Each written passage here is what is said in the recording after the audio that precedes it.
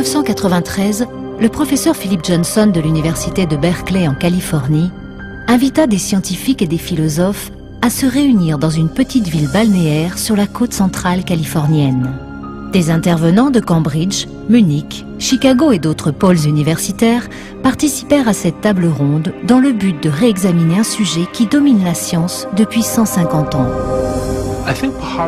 Je pense que cette rencontre de Pajaro Dune a été un moment décisif pour beaucoup d'entre nous. Chacun se posait des questions sur la théorie de l'évolution. Et chacun a apporté ses idées personnelles au débat, ce qui nous a permis subitement d'aborder les choses avec un regard tout à fait neuf. Ça a été pour moi une période très intense de ma vie. Il me semblait qu'il y avait là quelque chose de bien plus satisfaisant intellectuellement que ma perspective précédente.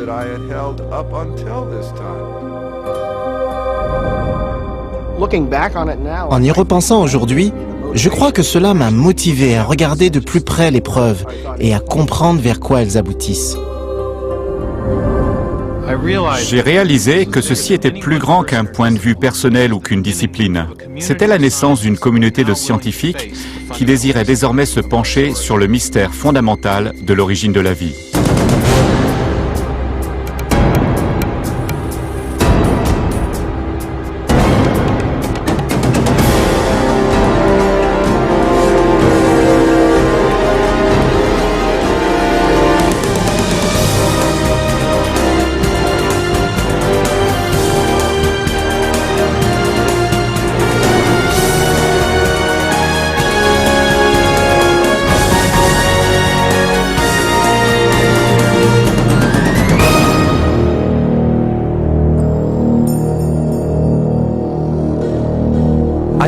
Parfois je me demande pourquoi on s'attarde sur d'autres sujets, car celui-ci me semble de loin le plus intéressant. D'où venons-nous? Comment sommes-nous arrivés là? Qu'est-ce qui fait que nous existons? Quelle est notre relation à la réalité dans son ensemble? Vous contemplez l'incroyable diversité et complexité de la vie et la question inévitable surgit.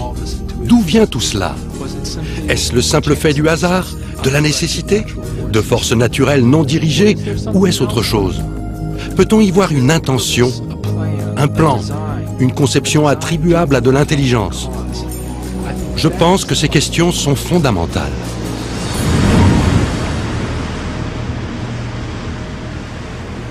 Les scientifiques réunis à Pajaro Dune se proposèrent de réexaminer le mystère de l'origine de la vie, étant donné qu'ils avaient tous des doutes importants concernant les idées évolutionnistes largement répandues.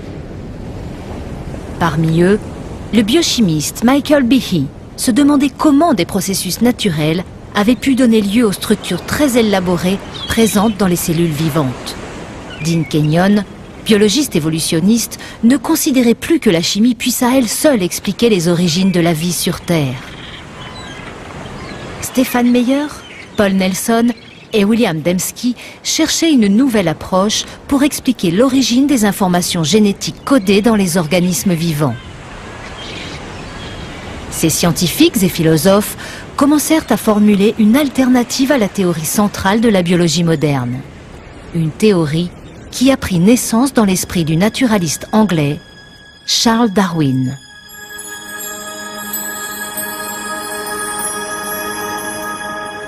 En 1831, Darwin, âgé de 22 ans, entreprit une expédition de 5 ans à travers le monde pour l'Empire britannique.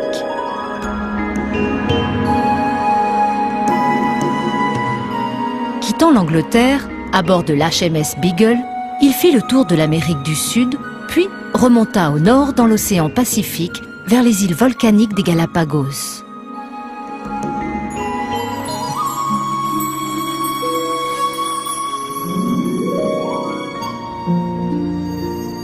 Sur cet archipel désert, à 965 km des côtes équatoriennes, Charles Darwin rencontra une grande variété d'oiseaux, de reptiles et de mammifères, tels qu'il n'en avait jamais vus auparavant.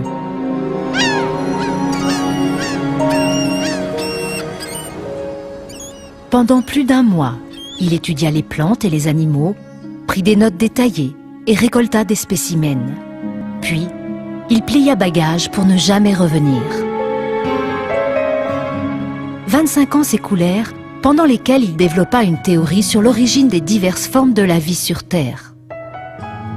En 1859, Darwin publia un ouvrage intitulé « De l'origine des espèces », dont l'impact sur la science et par la suite sur toute la culture occidentale fut très important. Darwin chercha à montrer que la vie était le produit de forces naturelles aléatoires, le temps, le hasard et un processus qu'il appela la sélection naturelle. Pendant 2500 ans avant Darwin, les scientifiques et les philosophes les plus éminents, comme Platon, Newton ou Kepler, considéraient le monde comme le produit d'une certaine conception, d'un certain plan. Mais à la suite de l'idée de Darwin concernant la sélection naturelle, une véritable transformation s'est opérée dans la philosophie scientifique. Darwin ne fut pas le premier savant à proposer une théorie de l'évolution. Mais il fut le premier à présenter un mécanisme naturaliste plausible capable d'entraîner des changements biologiques sur de longues périodes. Pour comprendre comment s'opère la sélection naturelle, examinons les pinsons que Darwin découvrit dans les îles Galapagos.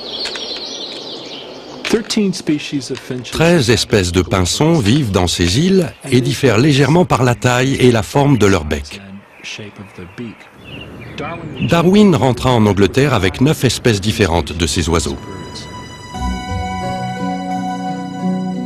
Selon sa théorie, les différentes tailles et formes des becs de ces oiseaux sont directement attribuables à la sélection naturelle.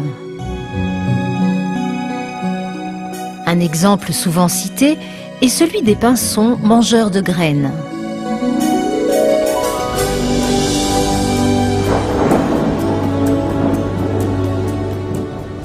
À la suite des grandes périodes de pluie, on trouve dans ces îles des petites graines moelleuses en abondance. Les oiseaux, à petit bec, peuvent facilement se nourrir. Mais pendant les saisons sèches, les seules graines disponibles sont enveloppées dans des coquilles très résistantes. Elles sont là depuis l'année précédente. Dans ces circonstances, seuls les oiseaux à bec large et acéré peuvent briser ces coquilles et s'alimenter. Ces oiseaux à bec large survivent parce qu'ils peuvent se procurer à manger, contrairement aux autres volatiles. Leur large bec leur offre ce que les biologistes appellent aujourd'hui un avantage fonctionnel. Les pinsons à petit bec, hélas, meurent de faim parce qu'ils ne peuvent accéder à la nourriture. Si la sécheresse perdure, ces conditions environnementales entraînent des changements dans la population des pinsons. Avec le temps, les becs larges sont transmis aux générations suivantes parce qu'ils permettent à ces oiseaux de survivre. La sélection naturelle était une idée très attrayante. Les variations physiques avantageuses seraient héritées au fil des générations. À travers ce processus, les populations seraient modifiées et au fil du temps, des organismes fondamentalement différents apparaîtraient, sans qu'aucune forme d'intelligence ne guide ce processus. Darwin voulait tout expliquer dans l'histoire du vivant par des processus naturels non intelligents et non conçus. Et quand il chercha une explication, il découvrit que ces processus observés chez des populations apprivoisées fonctionnent aussi dans la nature sauvage. Darwin connaissait bien les élevages domestiques. Il étudiait lui-même les pigeons d'élevage et savait que depuis des siècles, des éleveurs produisaient des changements importants chez les populations animales en sélectionnant certains individus pour la reproduction. Darwin suggéra en fait que le même processus existait à l'état naturel. Pour Charles Darwin, la sélection naturelle expliquait l'apparence d'une conception sans la présence d'un concepteur. Il n'était plus nécessaire d'évoquer une cause intelligente face à la complexité de la vie. Résultat, la sélection naturelle venait se substituer au concepteur. Aujourd'hui, la science et le monde universitaire en général ont adopté les théories de Darwin. Pourtant, malgré cette large acceptation, un nombre croissant de scientifiques et de savants, y compris ceux de Pajarod, remettent en question des aspects importants du darwinisme. Quand nous nous sommes retrouvés à Pajarod, nous n'étions certainement pas d'accord sur tout, mais nous partagions une réelle insatisfaction devant le mécanisme de la sélection naturelle et le rôle qu'il exerçait dans les explications d'ordre biologique. La sélection naturelle est un processus bien réel qui permet d'expliquer certaines variations limitées à petite échelle. Et nous en avons beaucoup d'exemples. Mais contrairement aux espérances de Darwin, elle ne suffit pas à expliquer la profonde complexité de la vie. On a d'un côté le bec du pinson et de l'autre le pinson. Un changement mineur dans la structure d'un bec face à l'origine de l'oiseau lui-même. Ces phénomènes ne se placent pas sur la même échelle, ce sont des problèmes distincts. Le problème le plus important pour la biologie est de comprendre où la sélection naturelle opère et là où elle n'intervient pas, et la raison de cette différence. Les preuves sont très convaincantes. Chacun d'entre nous estimait que si nous laissions parler ces preuves, elles nous mèneraient dans une direction très différente, éloignée de la sélection naturelle, vers une autre conclusion sur l'origine et la nature de la vie sur Terre.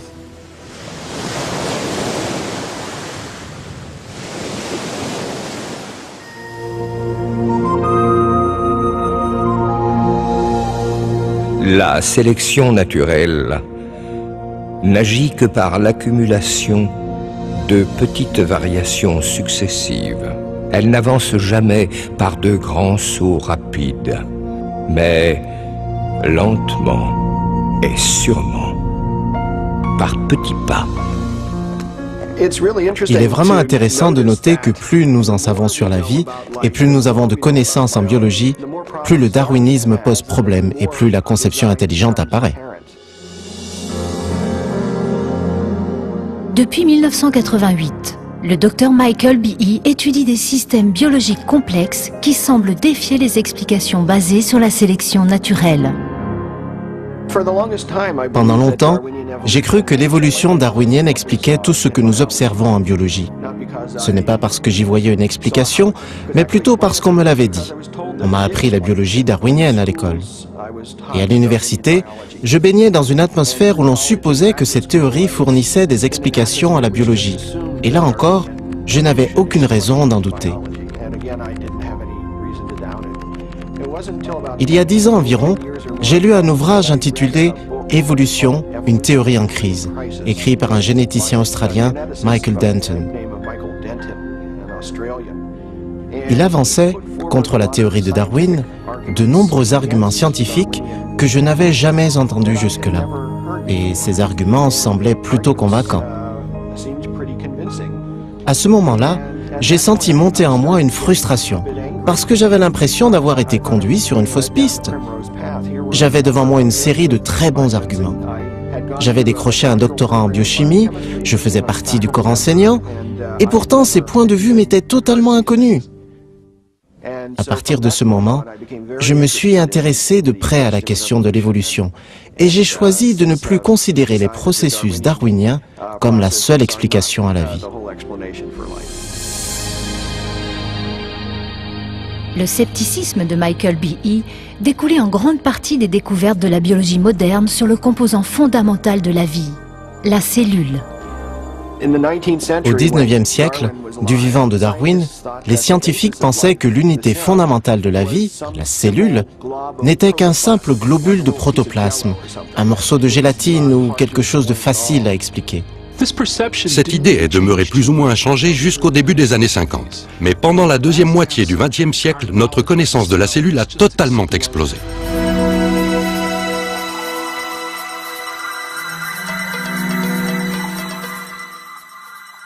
Aujourd'hui, les technologies de pointe révèlent des mondes microscopiques très élaborés.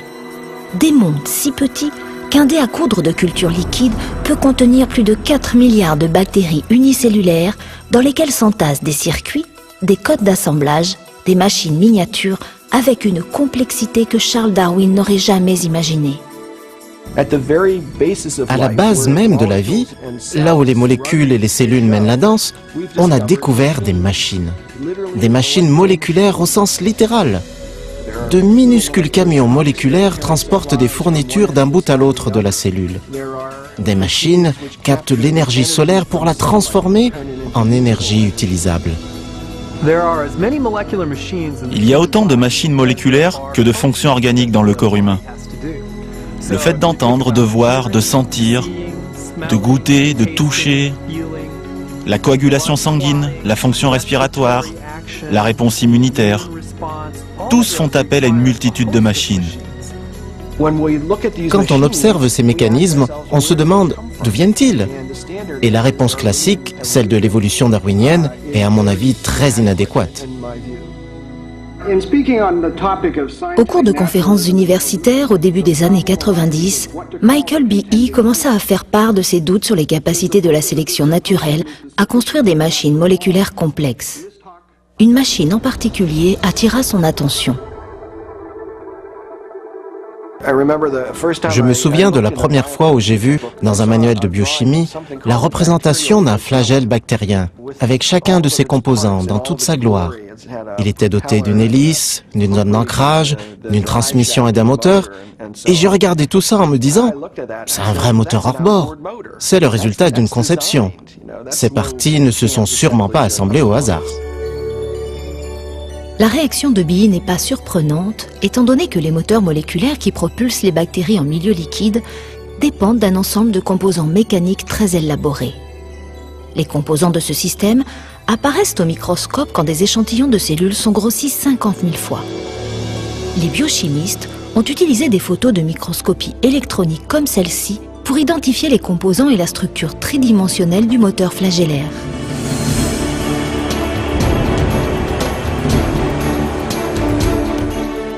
C'est ainsi qu'ils ont découvert une pure merveille technique à l'échelle miniature. Howard Berg de Harvard l'a surnommée la machine la plus efficace de l'univers. Certains de ces moteurs ont une vitesse de rotation de 100 000 tours par minute. Et ils sont reliés à des mécanismes de transduction de signaux ou sensoriels qui leur fournissent des informations sur l'environnement. Même à cette vitesse, ils peuvent s'arrêter en un quart de tour, changer de cap et repartir à 100 000 tours par minute dans une autre direction. Et tout comme un moteur hors bord, ils sont composés d'un grand nombre d'éléments, indispensables au fonctionnement de l'ensemble. Le flagelle bactérien est doté de 2 vitesses en marche, avant et arrière, d'un refroidissement liquide et d'une force protomotrice. Il possède des anneaux externes et internes, un crochet, un arbre de transmission, une hélice. Ces composants fonctionnent comme un moteur. On emploie ces termes maladroits pour décrire en fait la fonction de ces éléments. Depuis la découverte du flagelle bactérien, les scientifiques ont essayé de comprendre comment un moteur rotatif a pu résulter de la sélection naturelle. Jusqu'à présent, ils n'ont pas été en mesure de fournir une explication darwinienne détaillée. Le problème réside dans une caractéristique des machines moléculaires appelée complexité irréductible. La complexité irréductible est un terme inventé par Michael B.E. pour décrire ces machines moléculaires. En résumé, tout organelle ou système dans une cellule est fait de plusieurs composants, tous essentiels pour son fonctionnement. Si on enlève un de ces éléments, le système ne fonctionne plus. Ce principe de complexité irréductible peut être illustré par un système non biologique familier, le piège à souris. Le piège est composé de 5 pièces. Le déclencheur, où on pose l'appât, un ressort puissant, un fil recourbé appelé arceau, un support pour tenir l'arceau et une base sur laquelle repose tout le système. Si l'une de ces pièces est absente ou défectueuse, le mécanisme ne fonctionnera pas. Tous les éléments de cet ensemble d'une complexité irréductible sont simultanément nécessaires pour assurer la fonctionnalité du système. Piéger une souris. La complexité irréductible s'applique aussi aux machines biologiques comme le flagelle bactérien. On compte en tout environ 40 composantes protéiniques qui font tourner cette machine. Si le crochet ou l'arbre de transmission est absent, par exemple, le flagelle ne fonctionnera pas ou ne sera même pas assemblé dans la cellule. En langage évolutionniste, il s'agit de pouvoir expliquer comment bâtir graduellement ce système où aucune fonction n'est opérationnelle, tant que tous les éléments ne sont pas en place.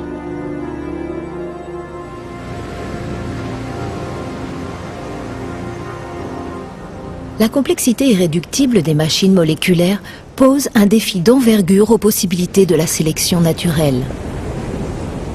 Selon la théorie de Darwin, même des structures biologiques très complexes, comme l'œil, l'oreille ou le cœur, peuvent être assemblées graduellement avec le temps par petites étapes progressives. Mais, comme le précisait Darwin, la sélection naturelle ne peut être efficace que si ces modifications génétiques aléatoires offrent un avantage à l'organisme qui évolue dans sa lutte pour la survie. Comme j'ai essayé de le montrer, il n'est pas indispensable que les modifications soient simultanées si elles sont infimes et graduelles.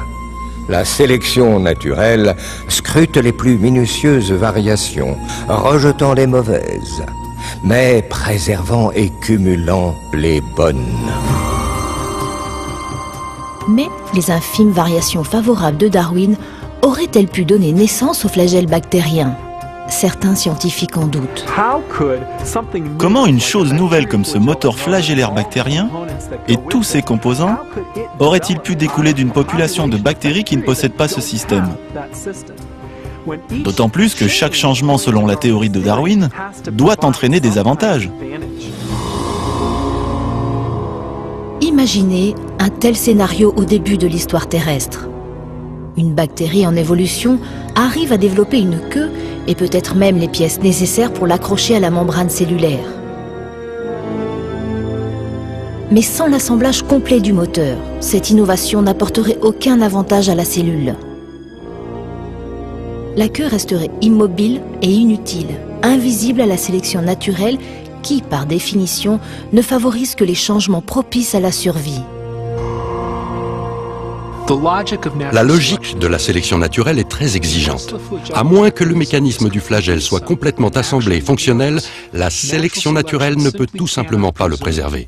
Il ne peut être transmis à la génération suivante. Il faut bien comprendre que la sélection naturelle ne s'opère que pour un avantage fonctionnel. Dans la plupart des cas, elle élimine des éléments qui n'ont aucune fonction ou qui sont un danger pour l'organisme. Aussi, dans l'exemple d'une bactérie munie d'une queue qui ne sert pas de flagelle, il est probable que celle-ci soit éliminée. La seule raison de sélectionner un flagelle, c'est parce qu'il fonctionne et cela signifie pour commencer que tous les éléments du moteur flagellaire soient en place. Donc, la sélection naturelle ne peut donner lieu à un flagelle bactérien. Elle ne peut entrer en jeu qu'après que le flagelle soit là et opérationnel. En 1996, Michael Behe publia un livre intitulé Darwin's Black Box, dans lequel il chercha à montrer que la sélection naturelle, substitut d'une conception intelligente pour Darwin, ne pouvait expliquer l'origine du flagelle bactérien ou de tout autre système biologique irréductiblement complexe. Michael Behe arriva à la conclusion que la complexité inhérente à ces systèmes nous oriente vers une conception intelligente. Darwin's Black Box suscita immédiatement la controverse. Plus de 75 publications, y compris les revues scientifiques et les journaux les plus cotés, commentèrent l'ouvrage. Certains scientifiques saluèrent le travail de Behe, tandis que d'autres lui reprochèrent des approches non scientifiques et des motivations religieuses. Les critiques de Behe soulignèrent aussi qu'il avait sous-estimé les capacités de la sélection naturelle. Selon eux, le mécanisme flagellaire aurait pu être construit à partir d'éléments utiles à la fabrication de machines moléculaires plus simples, comme cette pompe cellulaire effilée. Si les composants de cette pompe existaient déjà, ils auraient pu être préservés par la sélection naturelle avant même l'apparition du moteur bactérien. Cette théorie est appelée cooption. Cela signifie essentiellement qu'à un moment donné, l'évolution ou la sélection naturelle était capable d'emprunter des composants à une machine moléculaire pour en construire une autre. Scott Minnick a étudié le moteur flagellaire pendant près de 20 ans. Ces études l'ont amené à remettre en question l'argument de la cooption. Dans le flagelle bactérien, on retrouve 40 structures. Certes, 10 d'entre elles sont impliquées dans une autre machine moléculaire, mais les 30 autres sont uniques. Où ont-elles pu être empruntées ? Finalement, il faudra pouvoir décrire quel était l'autre fonctionnement de chaque partie et son utilité à l'origine. En fait, on ne peut pas poursuivre cet argument bien loin, car on se heurte au problème de devoir emprunter au néant. Et même si on admet que tous les éléments étaient réunis pour assembler une telle machine, d'autres problèmes surgissent. Les instructions d'assemblage sont encore plus complexes. Cette question n'est jamais abordée par les adversaires de la complexité irréductible. Les études menées sur le moteur bactérien ont en fait révélé une complexité encore plus grande, car son élaboration ne dépend pas seulement de composants précis, mais aussi d'une séquence d'assemblage minutieuse. Il faut que les choses soient faites au bon moment. On a besoin du nombre exact d'éléments. On doit les assembler de façon séquentielle. Il faut pouvoir déterminer si l'assemblage s'est bien déroulé pour ne pas gaspiller de l'énergie pour une structure qui ne sera pas fonctionnelle. La construction d'une machine moléculaire est comparable à celle d'une maison où les ouvriers suivent un plan d'architecture détaillé. On pose les fondations avant d'ériger les murs.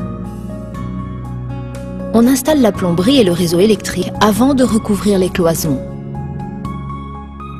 On doit encastrer les fenêtres avant de passer à la finition extérieure. Et on pose les bardeaux seulement après avoir cloué le contreplaqué au chevron. Il en est de même de la construction du moteur flagellaire. Le flagelle est construit de l'intérieur vers l'extérieur. Les composants de la structure circulaire de l'anneau sont comptés et une fois assemblés, un message indique qu'on peut passer à la suite. Une tige est ajoutée, puis un anneau, puis une autre tige, suivi des crochets qui, ayant atteint une certaine taille et inclinaison, environ 90 degrés, laissent place à l'assemblage du filament flagellaire. Tout ceci intervient selon un ordre précis, à l'instar de la construction d'un bâtiment. Pour construire le moteur correctement, il faut un système complexe où les machines respectent minutieusement l'ordre des instructions d'assemblage. Comment la sélection naturelle pourrait-elle produire un tel système ? L'argument de la cooption ne répond pas à cette question. Pour aboutir au mécanisme flagellaire, ou à des dizaines de milliers d'autres au sein de la cellule, on a besoin d'autres mécanismes qui régulent le montage de ces structures.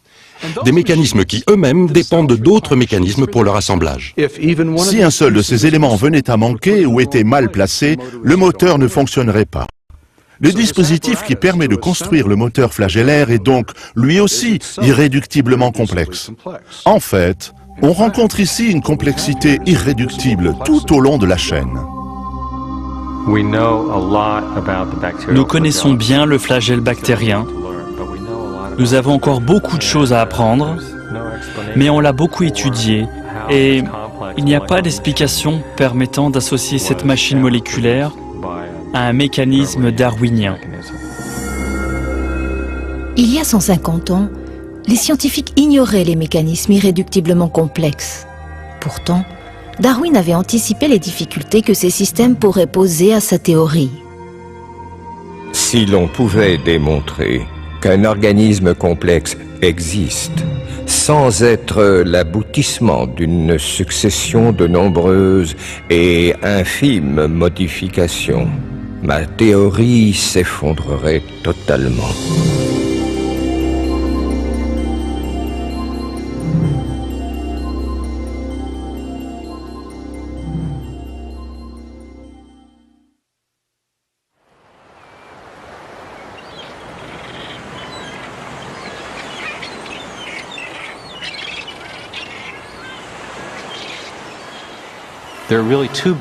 Il y a deux grandes questions en biologie.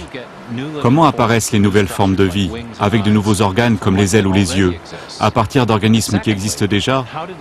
Et deuxièmement, comment la vie elle-même est apparue sur Terre?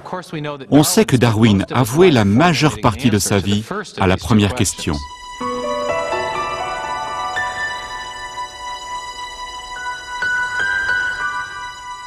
Charles Darwin a comparé l'histoire de la vie sur Terre à une grande arborescence.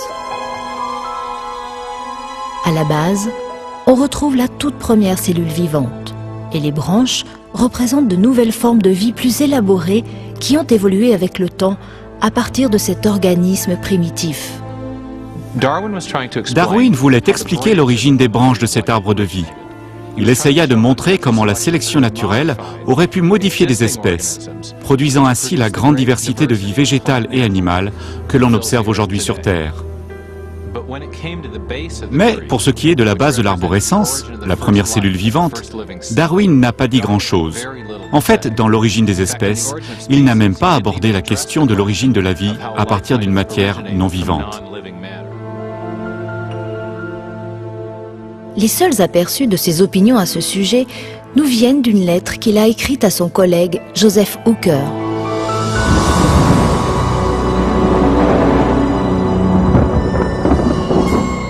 Concernant la première production d'un organisme vivant, si, et oh quel grand si, nous pouvions concevoir dans quelques petites mares chaudes, en présence de toutes sortes de sels d'ammoniac et d'acide phosphorique, de lumière, de chaleur, d'électricité, qu'un composé de protéines fût chimiquement formé, prêt à subir des changements encore plus complexes.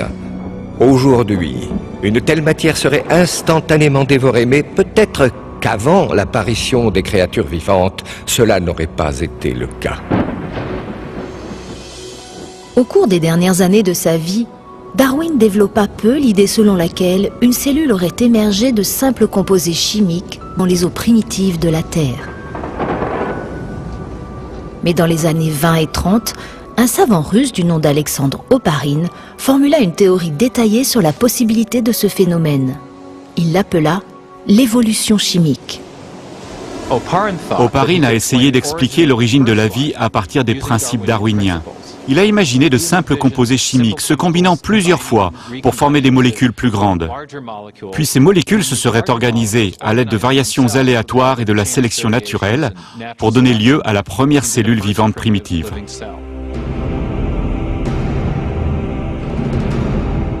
Pendant les 30 ans qui suivirent, de nombreux scientifiques cherchèrent à développer et affiner ces idées en se penchant sur les questions soulevées par Oparin et Darwin.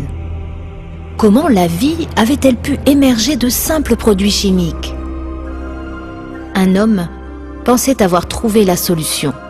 Le problème des origines biologiques m'a très longtemps passionné par son envergure et son importance. D'où venons-nous? Pourquoi sommes-nous là? Des questions qui m'interpellaient du point de vue scientifique. De la fin des années 60 jusqu'au début des années 80, Dean Kenyon était l'un des théoriciens les plus avancés au monde dans le domaine de l'évolution chimique. Comme d'autres savants, il essayait d'expliquer comment la vie sur Terre était apparue à partir d'un processus purement naturel. En 1969, Kenyon coécrivit un ouvrage important sur l'origine de la vie. Gary Steinman et moi-même pensions qu'en réunissant toutes les preuves empiriques accumulées du milieu à la fin des années 60, nous aurions de fortes chances d'expliquer l'origine des principaux éléments ayant abouti à la vie.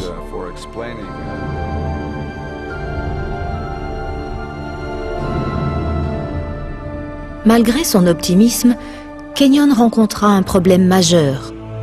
Pour expliquer l'émergence de la vie, il devait commencer par expliquer l'origine des briques essentielles de chaque cellule présente sur Terre, des macromolécules appelées protéines. Les protéines ont de multiples fonctions dans la cellule, de l'agencement structurel, avec le cytosquelette aux enzymes qui catalysent les molécules pour obtenir de l'énergie ou pour bâtir des composantes cellulaires.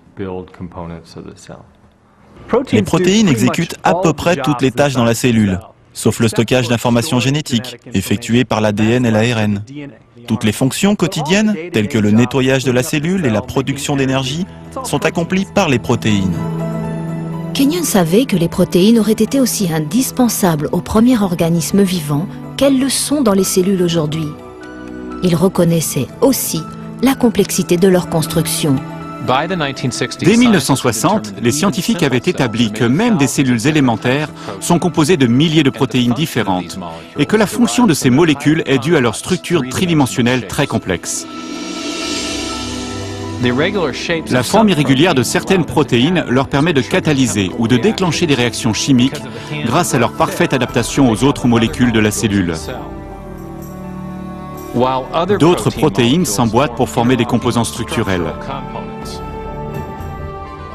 Les parties du moteur bactérien, comme cet anneau, sont composées chacune d'une seule protéine ou d'un assemblage de protéines qui lui donne une forme spécifique. Les protéines sont à leur tour composées d'unités chimiques plus petites, appelées acides aminés, reliés les unes aux autres pour former de longues chaînes. On observe un très grand degré de complexité dans l'architecture des acides aminés qui forment les protéines. Dans la nature, 20 types d'acides aminés servent à la construction de ces chaînes de protéines. Les biologistes les ont comparés aux 26 lettres de l'alphabet. Les lettres de l'alphabet peuvent faire l'objet d'un nombre énorme de combinaisons.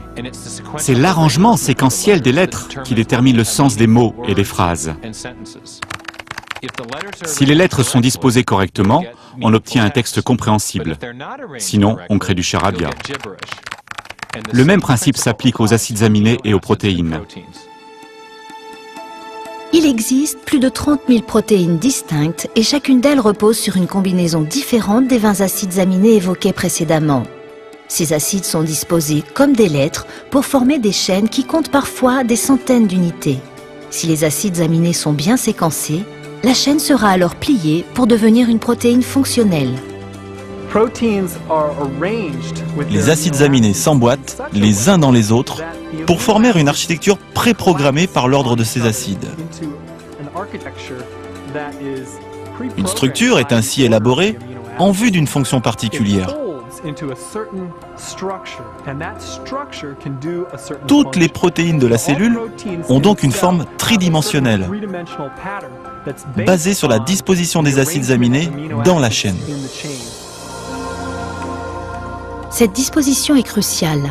Si des acides aminés sont mal séquencés, une chaîne inutile se forme et au lieu de devenir une protéine opérationnelle, elle est détruite dans la cellule. À l'instar des langues écrites ou des programmes informatiques, les protéines ont une spécificité très élevée. Le fonctionnement de l'ensemble dépend d'un arrangement précis des éléments individuels. Mais qu'est-ce qui produit les séquences précises de ces acides aminés, donnant ainsi des formes et fonctions spécifiques aux protéines? Au cours des années 50 et 60, des découvertes sur la structure des protéines ont poussé les biologistes à sonder ce mystère. Dean Kenyon pensait pouvoir le résoudre.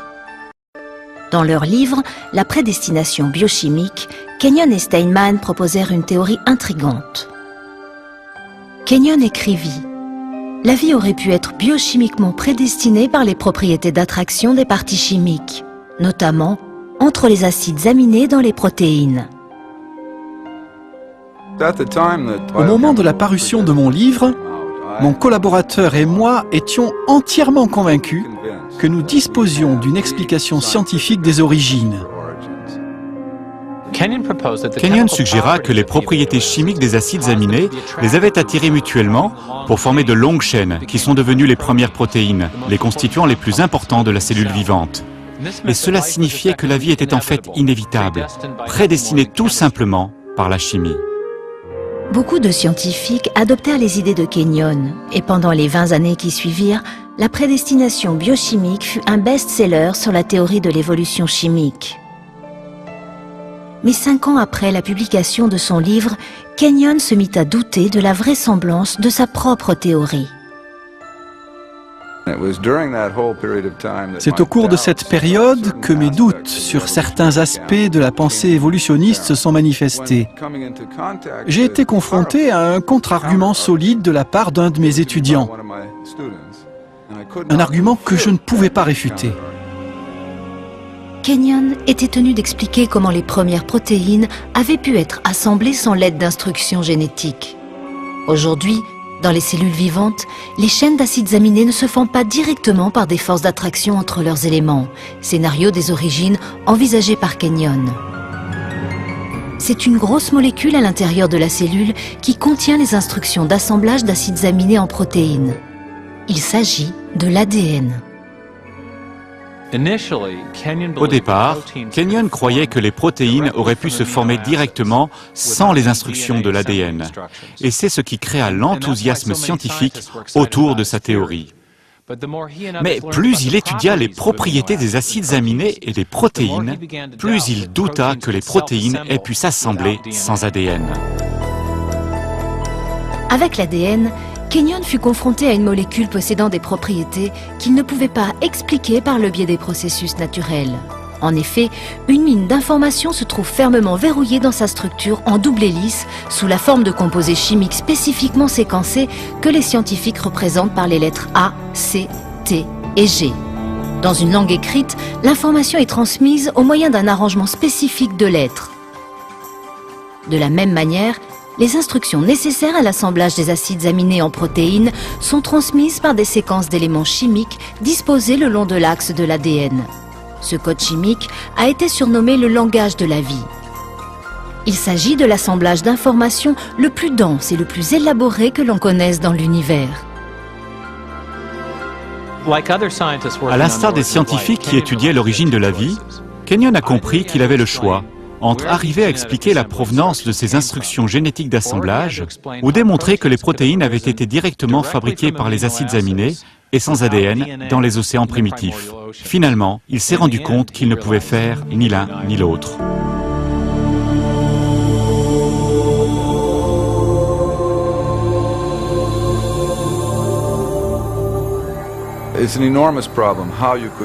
Réunir dans un petit volume submicroscopique d'océans primitifs toutes les centaines de composés moléculaires nécessaires à l'émergence d'un cycle autoréplicant est un problème énorme. Et c'est ainsi que mes doutes sur la capacité des acides aminés à s'organiser en séquences biologiques indépendantes et fonctionnelles, sans la présence préalable d'informations génétiques, m'ont conduit à un point de rupture intellectuelle vers la fin des années 70. Pendant que Kenyon réévaluait sa théorie, de nouvelles découvertes biochimiques affaiblirent davantage sa conviction que les acides aminés auraient pu se regrouper en protéines. Plus j'approfondissais mes recherches, qui se déroulèrent quelque temps au centre de recherche Ames de la NASA, plus mon hypothèse de l'évolution chimique faisait question. Par la suite, les études expérimentales ont montré que les acides aminés n'ont pas la capacité de s'organiser en séquences biologiques fonctionnelles. Face à l'accumulation des problèmes au sein de sa théorie et à l'augmentation des données scientifiques sur l'importance de l'ADN, Kenyon fut obligé de prendre en compte le rôle incontournable de l'information génétique. À force d'examiner l'alternative présentée dans les critiques et le problème énorme que nous tous qui travaillons dans le domaine avions négligé, à savoir l'origine de l'information génétique elle-même, j'ai été amené à reconsidérer ma position sur les origines.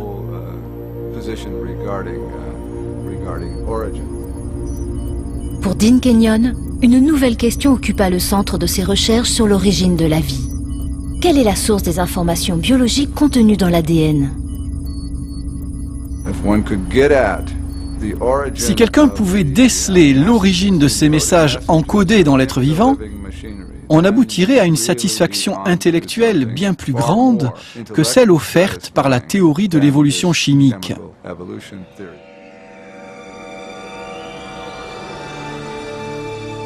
Mais Kenyon se rendit compte qu'il faisait face à des alternatives limitées. Dans les années 70, la plupart des chercheurs avaient rejeté l'idée que l'information nécessaire à l'émergence de la première cellule était le simple fait du hasard.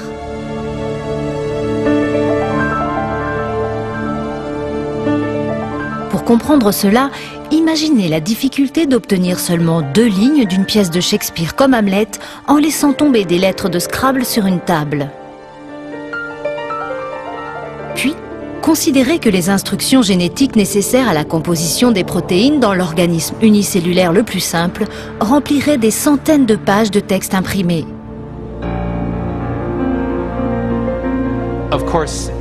Bien sûr, les biologistes sérieux ne croyaient pas que la vie était apparue par pur hasard. Ils envisageaient plutôt que la sélection naturelle s'était opérée sur des variations aléatoires parmi les composés chimiques pour produire la première forme de vie. Mais cette proposition posait un problème.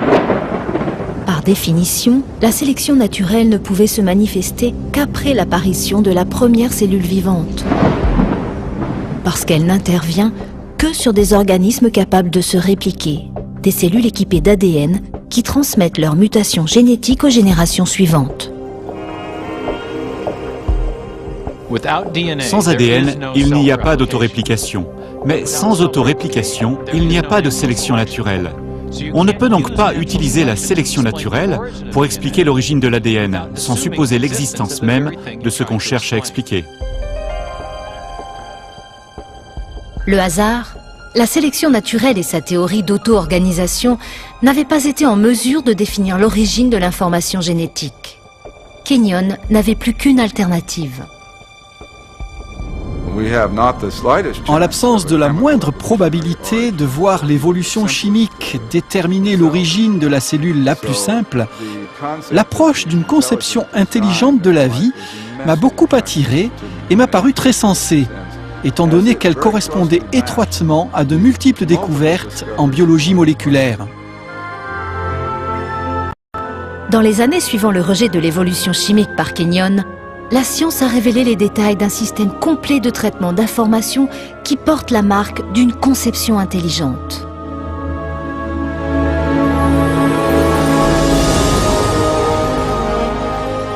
Des images de synthèse nous permettent d'entrer dans une cellule et d'observer son remarquable fonctionnement.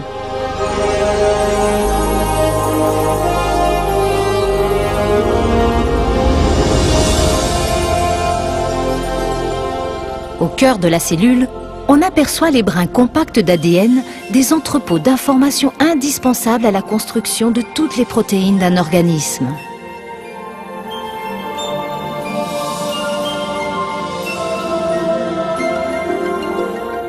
Dans un processus appelé transcription, une machine moléculaire déroule une section de l'hélice pour exposer les instructions génétiques nécessaires à l'assemblage d'une protéine spécifique. Une autre machine copie ensuite ces instructions pour former une molécule appelée ARN messager.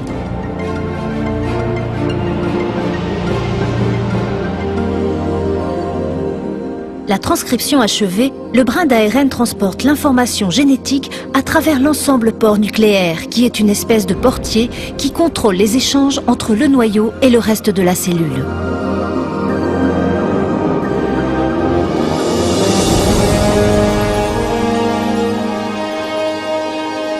L'ARN messager se dirige vers une usine moléculaire constituée de 2 sous-unités et appelée ribosome. Après un arrimage solide, le processus du décodage commence.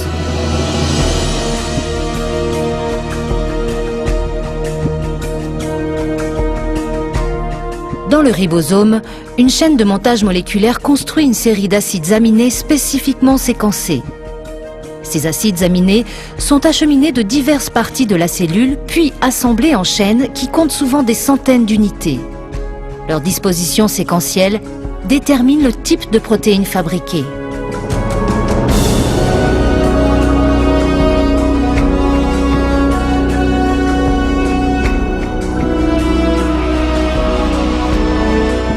Lorsque la chaîne est constituée, elle quitte le ribosome pour se diriger vers une machine en forme de tonneau qui l'aide à prendre la forme précise, indispensable à sa fonction.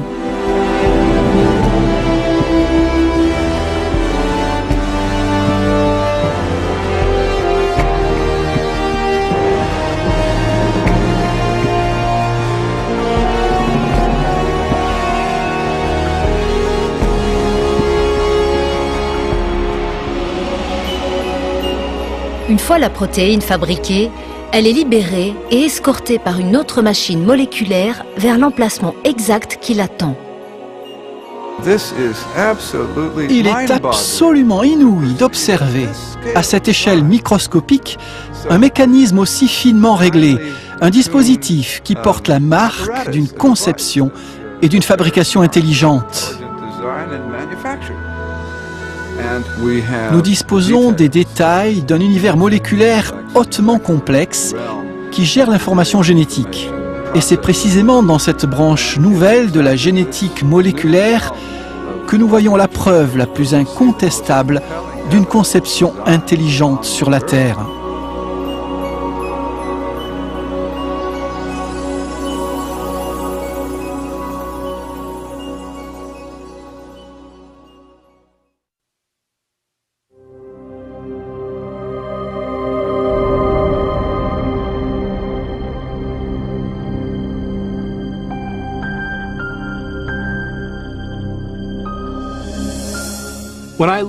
Quand j'observe les machines moléculaires ou le processus incroyablement complexe de la division cellulaire, j'ai envie de poser la question.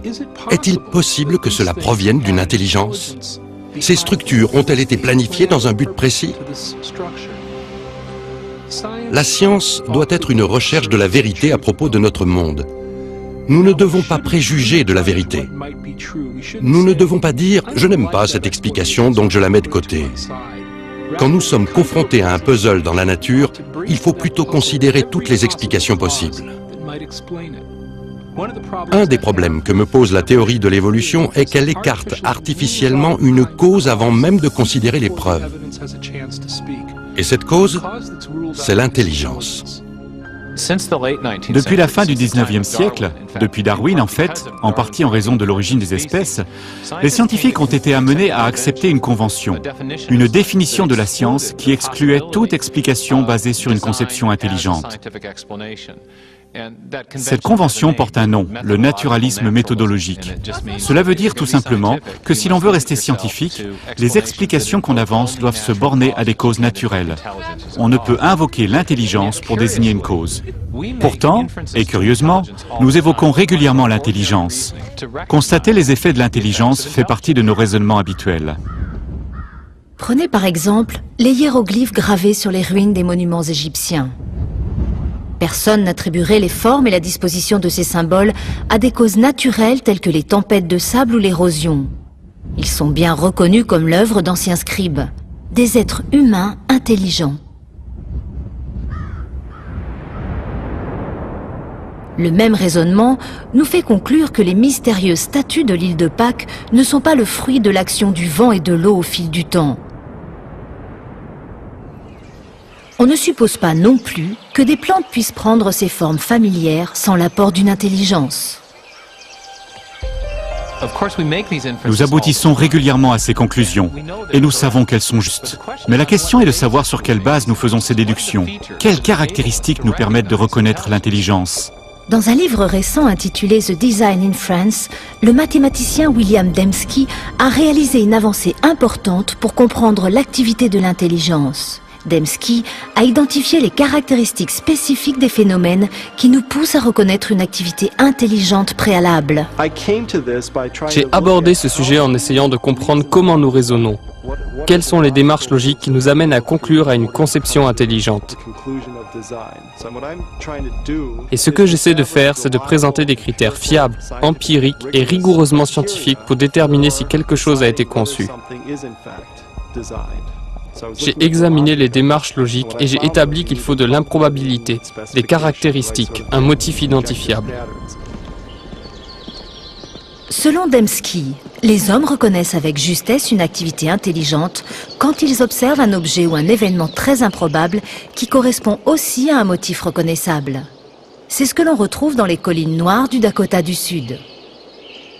Si vous traversez l'Ouest, vous apercevrez de nombreuses formes dans les montagnes, sans signification particulière pour la plupart. Ce sont de simples rochers éparpillés ça et là. Mais vous ne verrez pas les visages de Lincoln, Jefferson, Teddy Roosevelt et George Washington. C'est seulement dans le Dakota du Sud qu'elles apparaissent. Elles sont là à cause d'un sculpteur, un excentrique, qui voulait honorer ses présidents des États-Unis en passant la plus grande partie de sa vie à ciseler leur visage dans les parois d'une montagne. La forme est improbable. Une colline quelconque est aussi improbable. Mais une telle colline ne caractérise rien. On connaît par contre 4 présidents des États-Unis aux traits particuliers et on s'aperçoit que ces sculptures sur les parois de la montagne correspondent à ces individus. Quand j'observe ces visages, je reconnais immédiatement les présidents représentés sur des billets, des tableaux de la National Gallery ou des peintures. En regardant le mont Rushmore, je retrouve non seulement des configurations de rochers très improbables, mais aussi des formes liées à un modèle indépendant qui indique de manière fiable la présence d'intelligence. On a donc une faible probabilité et des caractéristiques. C'est attribuable à une conception.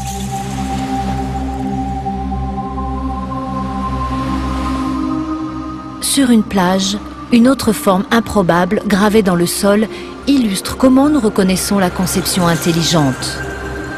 Personne ne penserait que ce message a été écrit par les marées. Les caractéristiques de cette forme nous conduisent à voir les mots comme le produit d'une intelligence.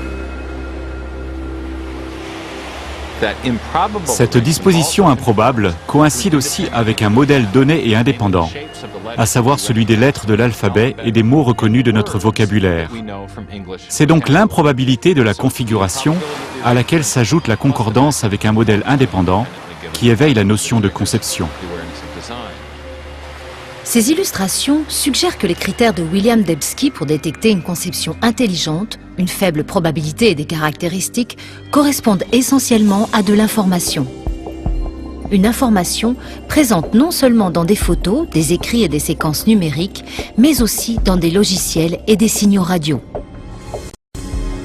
La capacité de détecter l'information dans des transmissions électromagnétiques a permis à l'homme de faire des recherches uniques pour trouver de l'intelligence. Depuis plus de 30 ans, les astronomes qui participent au programme SETI, à la recherche d'une intelligence extraterrestre, sont à l'écoute de signaux radio en provenance de l'espace dans le but de découvrir des signaux enrichis d'informations. D'ordinaire, les radiotélescopes captent des bruits quelconques ou de simples signaux répétitifs produits naturellement par des étoiles, des galaxies ou d'autres corps célestes. Mais les astronomes affirment que si jamais ils identifient un signal porteur d'informations, cela confirmerait l'existence d'une vie intelligente au-delà de la Terre.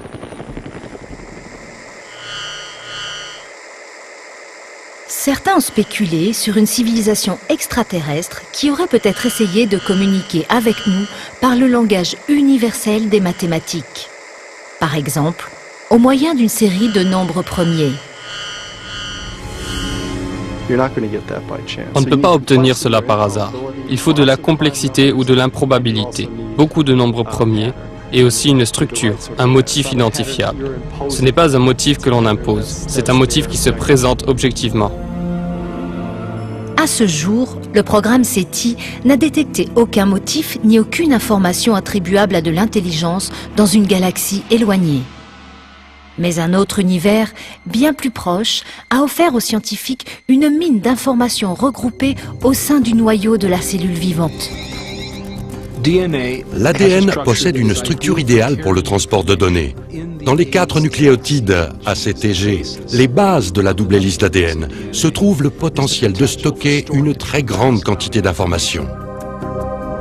Il n'existe en fait aucune entité dans l'univers connu qui puisse conserver et traiter autant de données avec autant d'efficacité que la molécule d'ADN.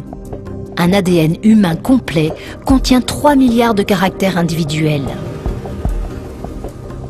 L'analyse des régions codantes d'ADN démontre que les caractères chimiques sont disposés avec une spécificité qui leur permet de transmettre des instructions ou des informations détaillées, tout comme les lettres d'une phrase et les nombres binaires d'un code informatique.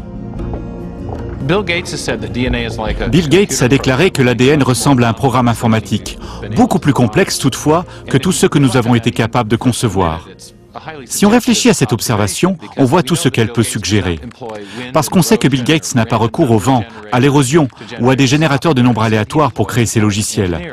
Il emploie à cet effet des ingénieurs intelligents, des ingénieurs en informatique. Tout ce que nous savons nous indique donc que des systèmes riches en informations découlent d'une conception intelligente. Mais que penser du fait que la vie contient des informations, du fait qu'elles sont présentes dans chaque cellule de chaque organisme vivant? C'est ça le mystère fondamental. D'où vient cette information? Au cours des 15 dernières années, le philosophe et scientifique Stephen Meyer s'est appliqué à répondre à cette question. Meyer a développé un argument pour démontrer que la conception intelligente offre la meilleure explication sur l'origine des informations nécessaires à la constitution de la première cellule vivante. Le fait que des agents intelligents puissent produire des systèmes riches en informations relève de notre base de connaissances. Mon argument ne repose pas sur ce que nous ignorons, mais sur notre compréhension des mécanismes de cause à effet sur notre planète. Nous savons aujourd'hui qu'aucune explication naturaliste, ni aucune cause naturelle ne correspondent à la production d'informations. Ni la sélection naturelle, ni des processus auto-organisés, ni le hasard. Mais nous savons qu'il existe une cause pouvant produire de l'information, et c'est l'intelligence.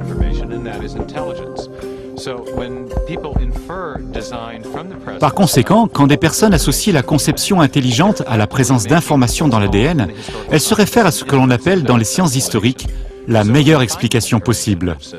En observant donc une structure riche en informations dans la cellule, plus précisément dans l'ADN, nous pouvons déduire qu'une intelligence a joué un rôle dans l'origine de ce système, même si nous n'étions pas présents quand il est venu à l'existence. Les travaux de Meyer sur l'origine de l'information génétique sont venus enrichir un plaidoyer scientifique pour la conception intelligente, née d'une réunion de savants et de philosophes sur la côte centrale de la Californie en 1993. Leur objectif était de réévaluer une idée qui a dominé la biologie pendant plus d'un siècle. Au fil de leurs rencontres, ils développèrent une théorie connue aujourd'hui sous les noms de conception intelligente ou dessin intelligent. À mes yeux, la conception intelligente est très prometteuse parce qu'elle nous apporte un nouvel outil et une explication qui a sa place dans la panoplie de la science. Les causes intelligentes sont réelles, elles laissent des preuves de leur existence. Et une science se porte bien quand elle recherche la vérité et permet aux preuves de parler d'elles-mêmes. L'argument de la conception intelligente est basé sur une observation des faits. C'est ainsi que je définis une science efficace. C'est en observant les faits. Et quand on les étudie comme Michael Behe, on découvre ce modèle incroyable de complexité indépendante. Et la façon de conclure à une conception intelligente devant un flagelle bactérien est la même que celle qu'on adopte devant un moteur hors bord. Quand on regarde ce moteur, on voit comment ces parties fonctionnent entre elles et on sait que quelqu'un l'a fabriqué. Le raisonnement est le même devant des machines moléculaires. Et donc l'idée de conception intelligente est entièrement scientifique. Elle peut certes comporter des implications religieuses, mais elle ne repose pas sur de telles hypothèses. Quand j'étudie ce sujet objectivement, sans écarter la possibilité d'une conception, celle-ci jaillit comme l'explication la plus plausible. Et c'est pourquoi j'y adhère. Je pense que la conception intelligente est de retour. On ne peut pas expliquer ces systèmes par des lois naturelles. Si on recherche la vérité, et s'ils ont réellement été conçus, s'il faut être des ingénieurs en conception pour les comprendre, alors je dis, quel est le problème? On sait qu'on se laisse guider par les données. Quant aux profondes implications métaphysiques, on n'y peut rien. C'est donc une idée puissante que de considérer l'univers comme rationnel et compréhensible, soutenu par une intelligence suprême qui veut que notre monde soit compris. Cela renforce aussi la science, parce qu'on peut regarder le monde et y trouver une signification. Si tout vient d'un assemblage chaotique, il n'y a aucune raison de s'attendre à y voir des éléments rationnels. Mais si cela vient d'une intelligence, alors la science devient un puzzle gigantesque à résoudre, et dans lequel on peut s'attendre à de la rationalité, de la beauté et de l'intelligibilité, à la base même des choses. Il y a 150 ans, Charles Darwin a transformé la science par sa théorie de sélection naturelle. Aujourd'hui, cette théorie est confrontée à un défi énorme. La conception intelligente a entraîné à la fois des découvertes et des débats intenses sur l'origine de la vie terrestre. Et pour un nombre croissant d'hommes de science, elle représente un paradigme, une idée capable, à nouveau, de redéfinir les fondements de la pensée scientifique. Au cours du 19e siècle, les savants croyaient en l'existence de deux entités fondamentales, la matière et l'énergie. Mais en ce début de 21e siècle, la science a dû reconnaître une troisième entité, à savoir l'information. Ainsi, en abordant la biologie à l'ère de l'information, on entrevoit de plus en plus que ce qui apparaît dans la molécule d'ADN est le produit d'une pensée, d'une intelligence, et ne peut être expliqué que par une conception intelligente.